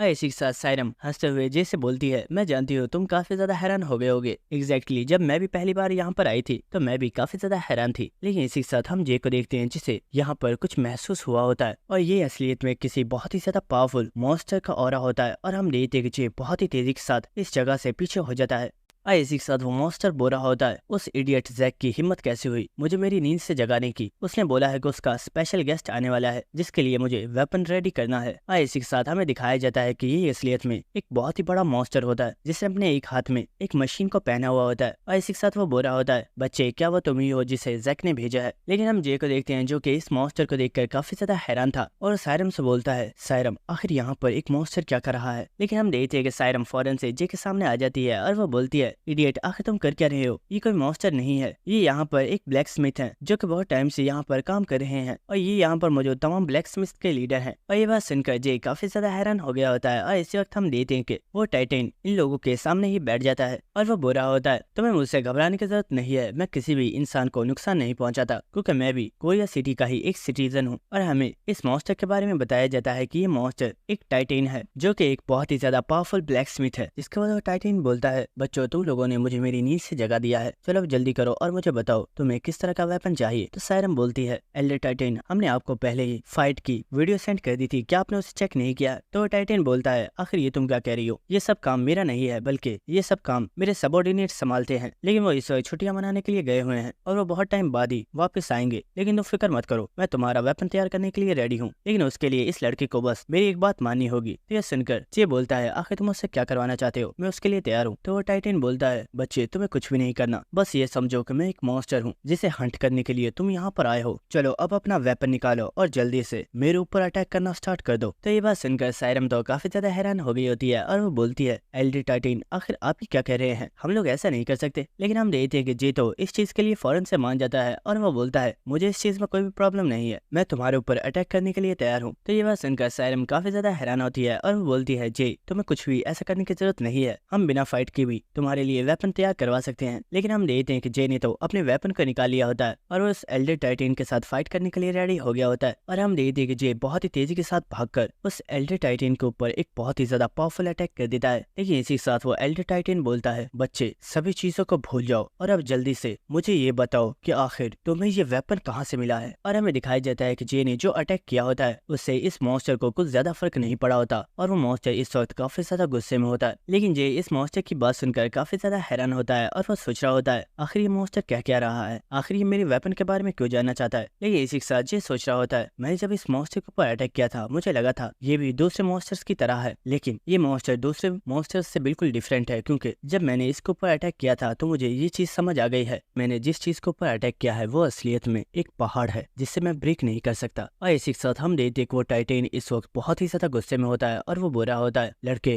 जल्दी करो और मुझे बताओ आखिर तुम्हारे पास ये वेपन कहाँ से आया है। और इसी के साथ कहानी सुनाने वाले की तरफ से हमें इन मॉन्स्टर्स के डेंजर स्टार्स के बारे में बताया जाता है कि स्टार एक मॉन्स्टर के लेवल को जानने के लिए इस्तेमाल किया जाता है। वो मॉन्स्टर जिसका डेंजर लेवल 1 स्टार होता है उसे एक नॉर्मल पर्सन भी बहुत ही आसानी के साथ किल कर सकता है, लेकिन वो मॉन्स्टर जिसका डेंजर लेवल 2 स्टार है उसे आर्मी ऑफिसर्स अपने बुलेट्स के जरिए आराम से किल कर सकते हैं। और वो मॉन्स्टर्स जिनका लेवल 3 स्टार्स होता है वो बहुत ही ज्यादा पावरफुल होते हैं और उन्हें नॉर्मल बुलेट्स नुकसान नहीं पहुंचा सकती और उन्हें सिर्फ एक टैंक के जरिए किल किया जा सकता है। जिसके बाद जो 4 स्टार्स मॉन्स्टर्स होते हैं उन्हें मारना बिल्कुल इम्पॉसिबल होता है। इसलिए जब भी सिटी में कोई ऐसा पावरफुल मॉन्स्टर नजर आता है तो सिटी के सभी लोगों को निकालकर उस सिटी में एटॉमिक बॉम्ब से अटैक करवाया जाता है ताकि उस मॉन्स्टर को किल किया जा सके। और इसी तरह स्टार्स के जरिए मॉन्स्टर्स के लेवल को मापा जाता है और ये स्टार्स जितने ज्यादा होते हैं डिफिकल्टी लेवल इतना ही ज्यादा हाई हो जाता है। लेकिन अभी तक बहुत ही ज्यादा ऐसे मॉन्स्टर्स हैं जो कि लोगों से छुपे हुए हैं और कोई भी पर्सन नहीं जानता कि वो कितनी ज्यादा पावरफुल है और उनके डेंजर लेवल कितने स्टार्स हैं। और इसी के साथ हम उस टाइटेन मॉन्स्टर को देखते हैं जो कि जे से बोल रहा होता है, बच्चे मैं तुमसे सिर्फ ये जानना चाहता हूँ कि आखिर तुम्हारे पास ये वेपन कहाँ से आया। चलो अब जल्दी से मुझे इस बारे में बता दो, वरना तुम्हारे साथ जो भी होगा उसके जिम्मेदार तुम खुद होगे। और इसी के साथ हमें इस मॉन्स्टर के डेंजर लेवल के बारे में बताया जाता है और हमें पता चलता है कि इस मॉन्स्टर का डेंजर लेवल 7 स्टार्स है और ये एक बहुत ही ज्यादा पावरफुल और खतरनाक मॉन्स्टर है। लेकिन इसी के साथ जे उस मॉन्स्टर से बोलता है, मुझे लगता है मैंने तुम्हारे फेस के ऊपर कुछ ज्यादा ही पावरफुल हिट लगा दी जो तुम मेरे वेपन के बारे में जानना चाहते हो कि इसे किस पर्सन ने क्रिएट किया है। तो ये बात सुनकर वो मॉन्स्टर बोलता है, बच्चे तुम गलत समझ रहे हो, मुझे ये जानने की जरूरत ही नहीं है क्योंकि ये वेपन किसी और ने नहीं बल्कि मैंने खुद ने तैयार किया है। और ये बात सुनकर जे काफी ज्यादा हैरान हो गया होता है। और इसी के साथ हम देखते हैं कि वो मॉन्स्टर अब खड़ा हो चुका होता है और वो बोल रहा होता है, लड़के तुमने मेरे पेशेंस को खत्म कर दिया है। शायद तुम जानते नहीं कि ये वेपन मैंने उस पर्सन को दिया था जिसे मैं बहुत ही ज्यादा एडमायर करता था और आज तुम्हारे हाथों में इस वेपन को देखकर मुझे बिल्कुल भी अच्छा नहीं लग रहा। और हम देखते हैं कि इस वक्त सायरम काफी ज्यादा घबराई हुई होती है और वो सोच रही होती है, आखिर यहाँ पर हो क्या रहा है। मैंने एल्डर टाइटन को पहले कभी भी इतने ज्यादा गुस्से में नहीं देखा है, आखिर वो इतने मामूली से वेपन के लिए इतना ज्यादा गुस्सा क्यों कर रहे हैं। लेकिन इसी के साथ हम देखते हैं कि वो मॉन्स्टर जे के ऊपर एक बहुत ही ज्यादा पावरफुल अटैक कर देता है और इस अटैक को देखकर जे सोच रहा होता है, अगर ये अटैक मुझे हिट कर गया तो मैं यहीं पर मर जाऊंगा और इस अटैक से बचने का अब सिर्फ एक ही रास्ता है और वो है मेरे फादर की लास्ट टेक्निक। मुझे अपनी पूरी स्ट्रेंथ के साथ अपने फादर की टेक्निक को यूज करना होगा। और इसी के साथ हम देखते हैं जे अपनी पूरी स्ट्रेंथ के साथ अपनी इस पावरफुल अटैक को इस टाइटन के हाथ के ऊपर कर देता है। और क्योंकि जे का ये अटैक काफी ज्यादा पावरफुल था, इसकी वजह से उस टाइटन का हाथ काफी ज्यादा पीछे हो जाता है। और ये देखकर सायरम भी काफी ज्यादा हैरान हो गई होती है और वो सोच रही होती है, आखिर जे ने ऐसा कैसे किया। उसने एक 7 स्टार के मॉन्स्टर के हाथ को अपने अटैक के साथ पीछे कर दिया और इस चीज की वजह से वो टाइटन भी काफी ज्यादा हैरान था। लेकिन इसी के साथ हम जे को देखते हैं जो कि बहुत ही तेजी के साथ इस मॉन्स्टर के ऊपर एक और बहुत ही ज्यादा पावरफुल अटैक करने के लिए आ रहा होता है। लेकिन इसी वक्त वो टाइटन बहुत ही आसानी से अपने लेफ्ट हैंड से जे को पकड़ लेता है और जे खुद को इस मॉन्स्टर के हाथ में से छुड़ाने की कोशिश कर रहा होता है, लेकिन वो खुद को छुड़ा नहीं पा रहा होता। लेकिन इसी वक्त सायरम बहुत ही जोर से चिल्लाती है और वो बोलती है, एल्डर टाइटन मुझे लगता है आप भूल रहे हो, आपने इंसानों के साथ एक एग्रीमेंट किया हुआ है जिसके मुताबिक आप कभी भी किसी भी इंसान को नुकसान नहीं पहुंचाएंगे और अगर आज आपने जे को नुकसान पहुंचाया तो आप उस एग्रीमेंट को तोड़ देंगे, इसलिए आप जे को कुछ भी नहीं कर सकते। तो ये बात सुनकर वो टाइटन जे को छोड़ देता है जिससे जे भी जमीन पर गिर जाता है। और इसी के साथ वो बोल रहा होता है, लड़की फिक्र मत करो, मैं इस लड़के को वैसे भी कोई भी नुकसान नहीं पहुंचाना चाहता था, मैं तो बस इसे गौर से देख रहा था क्योंकि इसे देखने के बाद मुझे उस पर्सन की याद आ गई जिसे मैंने इस वेपन को दिया था और शायद मुझे ये समझ आ गई है कि जैक ने इस लड़के को मेरे पास ही क्यों भेजा है। और इसी वक्त वो मॉन्स्टर अपनी सिगार को फेंक देता है और इसी के साथ वो अपने हाथ के ऊपर उस इंजरी को देख रहा होता है जो अभी उसे जे ने दी है। और इसी के साथ वो बोल रहा होता है, बहुत ज्यादा साल गुजर गए जब किसी पर्सन ने मुझे इंजर्ड किया था और उसके बाद आज तुम वो पर्सन हो जिसने मुझे इंजर्ड किया है। लेकिन इस मॉन्स्टर की ये बातें सुनकर सायरम को तो कुछ भी समझ नहीं आ रही होती है और वो बोल रही होती है, आखिर एल्डर टाइटन कह क्या रहे हैं, मुझे तो कुछ भी समझ नहीं आ रही है। लेकिन इसी के साथ वो मॉन्स्टर बोलता है, लड़की तुम्हें तो इस चीज के बारे में पता ही होगा कि आज से 30 साल पहले मुझे किस तरीके से इंसानों ने हंट करके यहाँ पर लॉक किया था। तो सायरम बोलती है, हाँ इस बारे में मैं जानती हूँ, आज से 30 साल पहले एक बहुत ही ज्यादा पावरफुल स्क्वाड ने मिलकर आप लोगों की डंजन के ऊपर अटैक किया था और उस स्क्वाड के मेंबर्स ने पूरी टाइटन रेस को ही खत्म कर दिया, लेकिन उन्होंने आपको जिंदा छोड़ दिया। तो ये बात सुनकर वो मॉन्स्टर बोलता है, बच्ची तुम्हें भी इस बारे में नहीं पता है क्योंकि सभी लोगों को गलत इन्फॉर्मेशन दी गई है। असल में जिसने मेरी पूरी रेस को खत्म किया था और मुझे हंट किया था वो कोई स्क्वाड नहीं थी, बल्कि वो सिर्फ एक सिंगल ह्यूमन था और वो और कोई नहीं बल्कि इस लड़के का फादर था। और ये बात सुनकर जे भी काफी ज्यादा हैरान हो गया होता है। और इसी के साथ हमें इस टाइटन रेस के बारे में बताया जाता है। जब अर्थ पर डिफरेंट डंजन्स ओपन होना स्टार्ट हो गई तो उनमें से एक डंजन इन टाइटन्स की भी थी जिसमें बहुत ही ज्यादा पावरफुल टाइटन्स मौजूद थे जिनके पास बिल्कुल ड्राफ्ट्स की तरह ब्लैक स्मिथ का टैलेंट था और वो उससे बहुत ही ज्यादा पावरफुल वेपन्स क्रिएट कर सकते थे। और इसलिए ह्यूमंस यही चाहते थे कि वो उन्हें अपना गुलाम बनाकर उनसे अपने लिए वेपन रेडी करवा सके। लेकिन प्रॉब्लम तो ये थी कि वो टाइटन्स अपने लिए बहुत ही ज्यादा पावरफुल वेपन्स क्रिएट कर सकते थे जिनके जरिए वो ह्यूमंस के साथ फाइट करते थे और उन्हें हंट करना बहुत ही ज्यादा मुश्किल था। और इसी के साथ हमें दिखाया जाता है कि इनकी डंजन के अंदर कुछ स्क्वाड के टीम मेंबर्स मौजूद होते हैं और इसी के साथ उनके सामने एक टाइटन मौजूद होता है जिसका डेंजर लेवल 4 स्टार है। और इसी के साथ उनमें एक लड़की बोल रही होती है, क्या तुमने हमारे टीम मेंबर्स को कॉल कर दी है, हमें यहाँ पर रीइंफोर्समेंट की जरूरत है, हम अकेले इन लोगों को हंट नहीं कर सकते। तो ये सुनकर वो पर्सन बोल रहा होता है, हाँ मैंने उन्हें कॉन्टेक्ट कर लिया है, जल्दी ही यहाँ पर रीइंफोर्समेंट आ जाएगी। लेकिन इसी वक्त हम देखिए कि वो मॉन्स्टर इन लोगों के ऊपर बहुत ही ज्यादा ज्यादा पावरफुल अटैक करता है, जिसे एक पर्सन ने अपनी शील्ड के साथ रोक लिया होता है। लेकिन इसी वक्त एक लड़की बहुत ही तेज रफ्तार के साथ उस मॉन्स्टर की गर्दन के ऊपर अटैक करने के लिए चली जाती है और एक बहुत ही ज्यादा पावरफुल अटैक कर देती है। लेकिन वो देखती है कि इस अटैक का कोई भी फायदा नहीं हुआ होता, क्योंकि उस टाइटेन का आर्मर काफी ज्यादा पावरफुल होता है। और इसी वक्त वो मॉन्स्टर अपनी शील्ड को इस लड़की में दे के मारता है, जिसकी वजह से ये लड़की जाकर बहुत ही जोर से दीवार में लगती है और वो बहुत ही ज्यादा इंजर्ड हो जाती है। और इसी के साथ उनमें एक पर्सन काफी ज्यादा घबराया हुआ होता है और वो सोच रहा होता है यहाँ पर इस तरह के बहुत ही ज्यादा टाइटेन मॉन्स्टर्स मौजूद हैं, हम अगर एक मॉन्स्टर को किल कर देते हैं तो यहाँ पर फौरन दूसरा टाइटेन मॉन्स्टर आ जाता है और अभी तक 3 से 4 टाइटेन मॉन्स्टर्स आ चुके हैं, क्या हम यहाँ से जिंदा वापस जा पाएंगे? लेकिन इसी वक्त उसकी टीम का एक मेंबर बोलता है, रिक जल्दी करो, तुम जाओ यहाँ से, मैं जब तक इस मॉन्स्टर को संभालता हूँ। और इसी वक्त उस टाइटेन मॉन्स्टर ने भी उस पर्सन के ऊपर अटैक कर दिया होता है, लेकिन वो अपनी शील्ड के साथ इस अटैक को ब्लॉक करता है और वो अपनी पूरी स्ट्रेंथ के साथ इस मॉन्स्टर को पीछे कर देता है। लेकिन इसी के साथ रिक बोल रहा होता है, लीडर मैं ऐसे नहीं जा सकता, अगर मैं यहाँ से गया तो आप अकेले यहाँ पर मारे जाएंगे। तो वो लीडर बोल रहा होता है, बेवकूफ मत बनो और जाओ यहाँ से, हम लोग मिलकर भी इसका मुकाबला नहीं कर सकते, ये मॉन्स्टर बहुत ही ज्यादा पावरफुल है, ये हमें मार डालेगा। और इसी के साथ वो पर्सन मुस्कुराते हुए बोलता है, जल्दी करो जाओ यहाँ से, मैं किसी भी तरीके से इस मॉन्स्टर को रोकने की कोशिश करता हूँ। लेकिन इस वक्त उन्हें यहाँ पर एक बहुत ही ज्यादा पावरफुल और खतरनाक ऑरा महसूस होता है और हमें दिखाया जाता है कि यहाँ पर इन सभी टाइटेंस का लीडर आ चुका होता है। और इसी के साथ वो लीडर बोल रहा होता है, मेरे सबऑर्डिनेट्स तो बहुत ही ज्यादा बेकार हैं, वो इतने से कीड़े मकोड़ों को भी नहीं मार सकते। और इस मॉन्स्टर को देखकर रिक काफी ज्यादा शॉक हो गया होता है और वो बोल रहा होता है, बॉस आखिर ये क्या चीज है? तो वो चिल्लाकर बोलता है, बेवकूफ जल्दी करो, निकलो यहाँ से, मैं इस मॉन्स्टर को रोकने की कोशिश करता हूँ। और वो बहुत ही तेजी से भागता हुआ इस मॉन्स्टर की तरफ जा रहा होता है, लेकिन वो टाइटेन अपनी स्वॉर्ड के साथ एक अटैक करके इस लीडर को यहीं पर जलाकर मार डालता है। और ये देखकर वो पर्सन बहुत ही ज्यादा शॉक हो गया होता है और इस ह्यूमन की डेड बॉडी को देखकर वो टाइटेन बोल रहा होता है, ये क्या बकवास है, ये इंसान तो बिल्कुल ट्रैश था, क्या सभी इंसान इसी तरह के ट्रैश हैं या तुम में कोई पावरफुल पर्सन मौजूद है? मुझे नहीं लगता कि तुम में कोई भी ऐसा पर्सन होगा जो मुझे हरा पाएगा। लेकिन इसी के साथ वो देखता है कि वो पर्सन जो काफी ज्यादा घबराया हुआ था, उसने अपने वेपन को इस टाइटेन की तरफ पॉइंट किया हुआ होता है। और ये देखकर वो टाइटेन काफी ज्यादा हैरान होता है और वो बोलता है, तुम काफी ज्यादा घबराए हुए हो, लेकिन फिर भी तुम अपने इन साथियों के लिए काफी ज्यादा लॉयल हो, तो ठीक है तुम भी यहीं पर मर जाओ। और इसी के साथ हम देखते हैं कि वो ग्रीन कलर का टाइटेन इस ह्यूमन के ऊपर अटैक करने के लिए आगे बढ़ रहा होता है। लेकिन इसी वक्त हमें दिखाया जाता है कि यहाँ पर कोई पर्सन आ गया होता है जिसे इस वक्त सांस चढ़ी हुई होती है और वो बोल रहा होता है, इडियट्स मैंने तुम्हें बोला भी था कि ये जगह सेफ नहीं है, लेकिन तुम लोग फिर भी इस डंजन को क्लियर करने के लिए आगे, अब देख लो मुझे तुम्हें बचाने के लिए यहाँ पर आना पड़ा है। और हमें दिखाया जाता है कि ये पर्सन और कोई नहीं बल्कि जी के फादर यू सियोंग है। लेकिन वो लड़का बोलता है, आखिर तुम कौन हो, हमने तो यहाँ पर रीइंफोर्समेंट को बुलाया था। तो यू सियोंग बोलता है, अरे भाई भरोसा करो मैं ही रीइंफोर्समेंट हूँ, अगर रीइंफोर्समेंट वाले यहाँ पर आते तो उन्हें काफी ज्यादा टाइम लग जाता, इसलिए मैं जल्दी से भागता हुआ बहुत ही तेजी के साथ यहाँ पर आ गया ताकि मैं टाइम पर तुम लोगों को बचा पाऊँ। लेकिन हम देखते कि उस लड़के को इस चीज पर यकीन नहीं हो रहा होता, क्योंकि यू सियोंग के कपड़े काफी ज्यादा फटे हुए होते हैं। तो यू सियोंग बोल रहा होता है, अरे मेरा यकीन करो मैं तुम्हें बचाने के लिए ही यहाँ पर आया हूँ, वो तो रास्ते में काफी ज्यादा मॉन्स्टर्स थे जिनसे फाइट करते वक्त मेरे कपड़े फट गए। लेकिन इसी वक्त हम देखते हैं कि उस ग्रीन कलर के टाइटेन ने यू सियोंग के ऊपर एक बहुत ही ज्यादा पावरफुल अटैक कर दिया होता है। लेकिन इसी वक्त उस टाइटेन के बहुत ही ज्यादा चिल्लाने की आवाज आती है और इस आवाज को उस रेड टाइटेन ने भी सुन लिया होता है और वो उस टाइटेन की तरफ देखता है तो वो काफी ज्यादा हैरान हो गया होता है। और हमें दिखाया जाता है कि असलियत में यू सियोंग ने उस ग्रीन टाइटेन के हाथ को ही कट कर दिया होता है। और हम देखते हैं कि यू सियोंग की बॉडी में से इस वक्त बहुत ही ज्यादा पावरफुल ब्लू कलर का ऑरा रिलीज हो रहा होता है। लेकिन इसी वक्त वो मॉन्स्टर बहुत ही तेजी के साथ अपने शील्ड के साथ यू सियोंग के ऊपर अटैक करने के लिए बढ़ जाता है। लेकिन इसी वक्त यू सियोंग अपने वेपन के साथ इस मॉन्स्टर के ऊपर एक बहुत ही ज्यादा पावरफुल अटैक करके उस मॉन्स्टर को 2 टुकड़ों में कट कर देता है। और ये देखकर वो रेड टाइटेन काफी ज्यादा शॉक हो गया होता है। इसी के साथ यू सियोंग बोल रहा होता है, ये मॉन्स्टर तो काफी ज्यादा वीक था, क्या यहाँ पर कोई पावरफुल मॉन्स्टर नहीं है जिससे फाइट करने में थोड़ा मजा आए? और इसी के साथ हम रिक को देखते हैं जो कि इस वक्त काफी ज्यादा शॉक होता है और वो सोच रहा होता है, हमारी पूरी टीम मिलकर इस मॉन्स्टर के साथ फाइट कर रही थी और हम इसे हरा नहीं पाए और इस पर्सन ने बस सिर्फ अपने एक मूव के साथ इस मॉन्स्टर को किल कर दिया। और इसी वक्त यू सियोंग बोलता है, लड़के तुम तो एक मैजिशियन हो ना, क्या तुम्हारी बॉडी में अभी माना मौजूद है? तो पर्सन बोलता है, सर मेरे पास इतना माना मौजूद है कि मैं आपकी बॉडी को एक बहुत ही ज्यादा पावरफुल बुफ दे सकता हूँ। तो यू सियोंग बोलता है, अरे नहीं मुझे बुफ की जरूरत नहीं है, तुम्हारा लीडर और वो लड़की वो दोनों अभी भी जिंदा हैं, जाओ और जाकर उन्हें हील करो। और इसी के साथ हमें उस रेड टाइटेन को दिखाया जाता है जो कि चलता हुआ यू सियोंग की तरफ ही आ रहा होता है। और इसी के साथ वो बोल रहा होता है, तुम दूसरे ह्यूमन से बहुत ही ज्यादा पावरफुल हो, लेकिन क्या तुम्हें सच में लगता है कि तुम यहाँ से जिंदा वापस जा पाओगे? तो यू सियोंग बोलता है, यहाँ से वापस तो मैं जरूर जाऊंगा, लेकिन जाने से पहले मैं तुम्हें खत्म जरूर करूंगा। तो ये सुनकर उस टाइटेन को यू सियोंग के ऊपर बहुत ही ज्यादा गुस्सा आ गया होता है और वो अपनी स्वॉर्ड के साथ यू सियोंग के ऊपर एक बहुत ही ज्यादा पावरफुल अटैक कर देता है। लेकिन इसी के साथ हम देखते हैं कि यू सियोंग ने भी अपने एक्स के साथ इस टाइटन के ऊपर एक बहुत ही ज्यादा पावरफुल अटैक कर दिया होता है। और जब इनके वेपन्स आपस में टकरा रहे होते हैं तो यहाँ पर बहुत ही ज्यादा पावरफुल प्रेशर रिलीज हो रहा होता है और ये देखकर वो लड़का काफी ज्यादा हैरान हो रहा होता है। और इसी के साथ हम देखते हैं कि यूसियोंग और वो मॉन्स्टर दोनों ही आपस में बहुत ही तेजी के साथ फाइट कर रहे होते हैं। और इसी वक्त यूसियोंग रुककर अपने पावरफुल ऑरा को रिलीज करता है और इसी वक्त वो एक बहुत ही ज्यादा पावरफुल जंप लगाकर उस टाइटन की चेस्ट के ऊपर एक बहुत ही ज्यादा पावरफुल अटैक कर देता है। और इस अटैक को देखकर रिक काफी ज्यादा खुश हो गया होता है और वो सोच रहा होता है यस, इस पर्सन ने जरूर अपने एक अटैक के साथ ही इस मॉन्स्टर को किल कर दिया होगा। लेकिन वो कुछ देखकर काफी ज्यादा शॉक हो गया होता है क्योंकि हमें दिखाया जाता है कि इस अटैक के साथ उस टाइटन को बिल्कुल भी फर्क नहीं पड़ा होता क्योंकि उसका आर्मर बहुत ही ज्यादा पावरफुल होता है। और इसी के साथ वो टाइटन बोल रहा होता है मुझे लगा था मेरा ये आर्मर बहुत ही ज्यादा पावरफुल है क्योंकि इसे मैंने खुद अपने हाथों से क्रिएट किया है, लेकिन तुमने तो मेरे आर्मर के ऊपर बहुत ही बड़ा कट लगा दिया, लेकिन इससे तुम्हारा वेपन भी खराब हो चुका है। क्या इस खराब वेपन के साथ तुम मेरे साथ फाइट कर पाओगे? और हमें दिखाया जाता है कि यूनसियोंग का वेपन बहुत ही ज्यादा डैमेज हो चुका होता है जिसे अब फाइट के लिए यूज नहीं किया जा सकता। लेकिन इसी साथ हम यूनसियोंग को देखते हैं जो कि इस वक्त उस हीलर को देख रहा होता है जो कि अपने साथियों को लेकर इस एरिया से बाहर चला गया होता है। लेकिन इसी वक्त हम देखते हैं कि वो मॉन्स्टर यूनसियोंग के ऊपर एक बहुत ही ज्यादा पावरफुल अटैक कर देता है और ये अटैक बहुत ही ज्यादा पावरफुल होता है। लेकिन वो मॉन्स्टर काफी ज्यादा हैरान होता है क्योंकि वो देखता है कि यूनसियोंग ने बहुत ही आसानी से इस अटैक को ब्लॉक कर लिया है। लेकिन इस वक्त वो मॉन्स्टर एक और पावरफुल अटैक करने के लिए रेडी हो गया होता है और वो बोल रहा होता है तुमने मेरी इस अटैक को तो रोक लिया, लेकिन क्या दोबारा तुम मेरे एक और अटैक को रोक पाओगे? और इसी वक्त वो अपने एक और बहुत ही ज्यादा पावरफुल अटैक को कर देता है। लेकिन इसी वक्त यूनसियोंग भी अटैक करके इस अटैक को खत्म कर देता है। और इसी वक्त हम देखते हैं कि यूनसियोंग एक बार फिर से अपने एक और बहुत ही ज्यादा पावरफुल अटैक को करने के लिए रेडी हो चुका होता है। और इसी के साथ उस मॉन्स्टर ने भी महसूस कर लिया होता है कि यूनसियोंग का ये अटैक बहुत ही ज्यादा पावरफुल है और अगर उसने इस अटैक को नहीं रोका तो यूनसियोंग उसे खत्म कर देगा। और वो भी अपना एक बहुत ही ज्यादा पावरफुल अटैक यूनसियोंग के ऊपर कर देता है। लेकिन हमें दिखाया जाता है कि यूनसियोंग का अटैक बहुत ही ज्यादा पावरफुल था जिससे यूनसियोंग ने उस मॉन्स्टर के हाथ को कट कर दिया होता है। और दोस्तों यहीं पर हमारे एपिसोड खत्म हो जाता है, लेकिन अगले एपिसोड देखने में हमें काफी ज्यादा मजा आएगा। अगर आपको वीडियो अच्छी लगी तो मेरे चैनल को सब्सक्राइब कर देना और वीडियो को लाइक और शेयर भी कर देना। Thank you.